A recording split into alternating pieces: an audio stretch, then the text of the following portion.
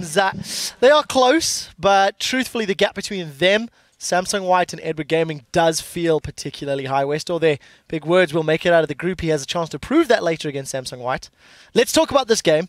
I feel that both of these squads made a fair amount of mechanical misplays in terms of exactly how they interacted with their champions, but AHQ clearly better and clearly strategically ahead of Dark Passage. I mean, yeah, there's a lot of things going wrong. If you can compliment them for something, AHQ called the lane swap initially. They knew that the enemy bot lane was going to swap away from them. They followed them, and then they followed up with a lot of jungle pressure. And hey, look, Lucian Thresh beat Nami the Tristana. The god tier 80 carry can be beaten, and it happened.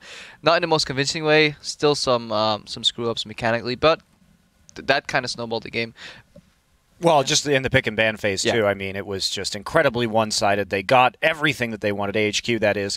And, you play against Westor, you have to respect that Fizz. This is a champion that he is famous for playing. And if we transition into the late game as well, I mean, when you have that large of a lead, the ability of AHQ to close out was very, very suspect. I mean, they were very impatient, weren't waiting for the Nidalee split push. They were sitting at Baron with full ward coverage. Nidalee wasn't splitting in the bottom lane. Then they decide to start Baron. Then they get chunked out. Then they have to go back. They lose all their wards. It was a mess. It was just a mess. Yeah, I'd like to touch upon the ability for them to close out. That's honestly my biggest concern for them moving forward and making it out of this group. Just because you're gonna have to close the game if you want to win games here, especially.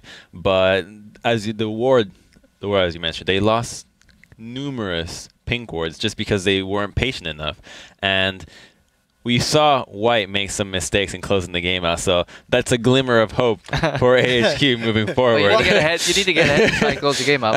To summarize it, I think the best way is that AHQ strategically were on the right page, executionally were not great at making it work. The Baron baits could have been better, and the misplays. Anyways, we do actually have one of those big team fights that we want to break down over on the Telestrator with Freak. So let's throw it over to him as he breaks down a 4-for-1 in the mid.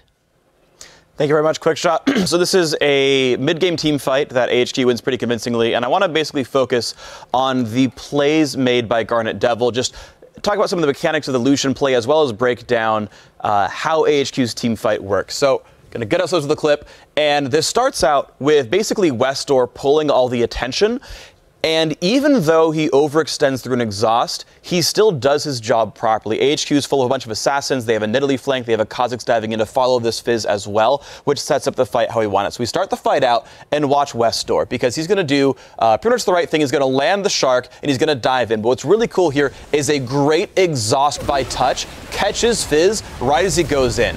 And Westor doesn't realize it at the time. So if we pause right here, we've got, in the bot side of this fight, you basically have a guaranteed kill now on the half-health Tristana. Kha'Zix coming down, you see Naz already pop his invisibility. Again, we have the Nidalee flank coming in, so that's going to work out.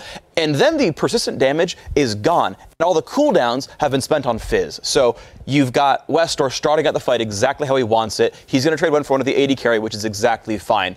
So now let's talk about Garnet Devil, because he's now kind of the way they're going to clean up the fight. And you're going to see why they need assassins to make him work, because Lucian is very cooldown dependent. He's actually in the middle of his combo right now. He's used the W, he's used the Q just now. He's almost out of cooldowns.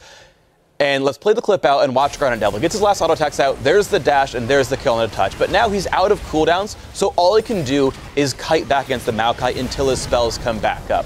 Thankfully for him, his spells come up at the right time, lands the auto attacks, his Q is the only spell that comes back up. What's cool here, though, is he starts finding this isolation onto Naru. He's going to pop the ulti, but Naru is going to outplay it and flash. Now let's pause right here, because Garnet Devil dodges away from that knockback so beautifully. He saw, actually, that she had summoned the sphere down here, and Lucian was standing right about here himself, so he was in the line of fire. He knows that the only stun's going to come from right here. He gets the dash out in time and lets him pretty much be safe for the battle. So roll the rest of the clip out. Garnet Devil, again, going to get his rest of the ability combo out, and it's going to be fine. And at this point, the fight is basically just clean up AHQ, kills everyone off with their crowd control, and it doesn't much matter anymore. But basically, removing the enemy AD carry right away by spending so many resources on that, it actually allows a lower damage AD carry like Lucian to be basically untouched, to save his escapes for when they try to come back on him, and it ends up being a pretty clean battle.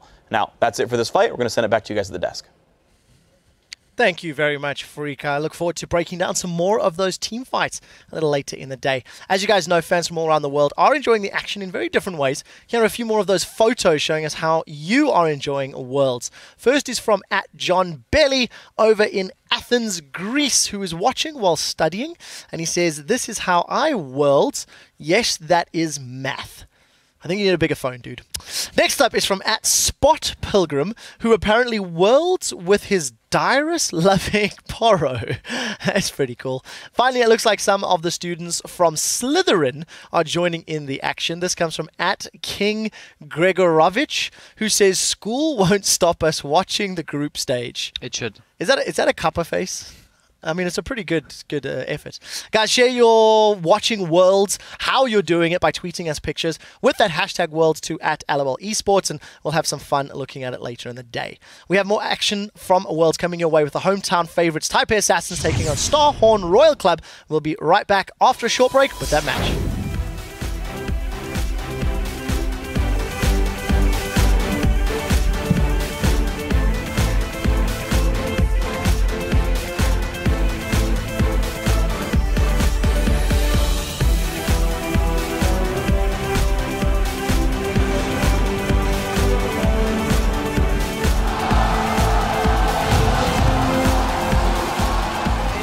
Take a little too long. Holy Phoenix actually dives into everything.